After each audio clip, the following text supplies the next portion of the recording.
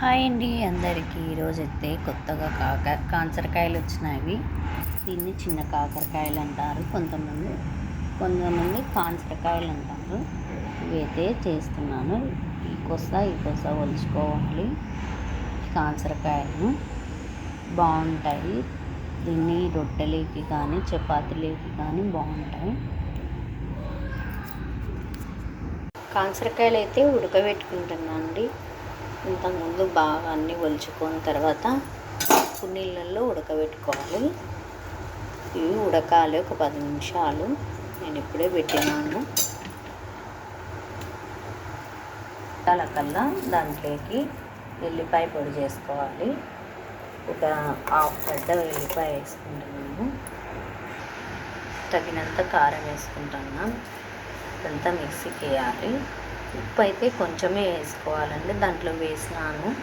ఈ కారం సరిపోయేంత వేసుకోవాలి, సరిపోతుంది. ఉప్పు అయితే ఇంత సరిపోతుంది. ఆ కారం ఇంత వేస్తూ ఇదంతా మిక్సీకి వేసుకోవాలి. ఎల్లిపాయ పొడి అయితే మిక్సీకి వేసినాను.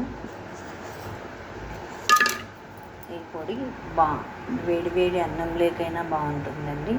నెయ్యి వేసుకొని తింటే మంచిది. బాలింతలకైతే ఇది ఫస్ట్ బాలింతలప్పుడు పెడతారు.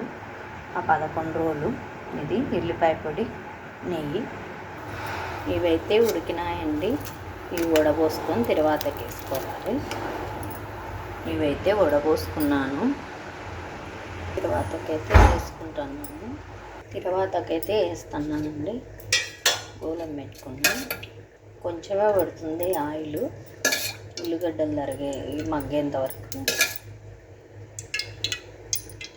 సరిపోతుంది. ఉల్లిగడ్డలు అయితే తరిగి పెట్టాను. తర్వాత అయితే వేగిందండి.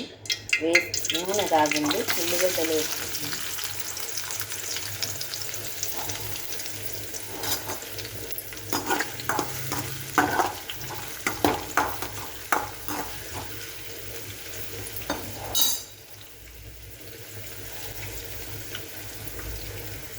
కొంచెం కరివేపాకు వేసుకుంటుంది. మా పిల్లలైతే ఆవాలు తినరు, ఎందుకు వేయలేదు.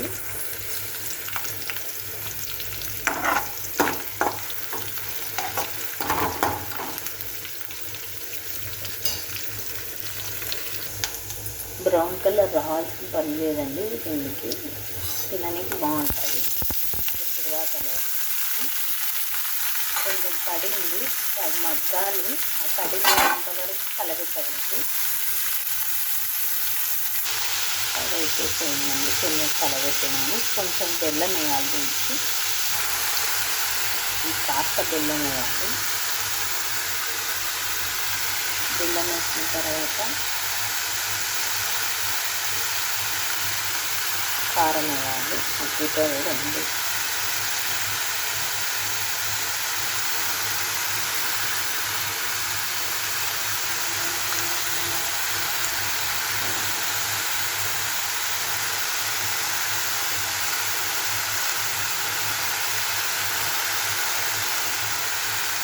ఇదైతే ఇట్లా మగ్గబెట్టుకోవాలండి. కలబెట్టుకుంటే మగ్గుతుంది.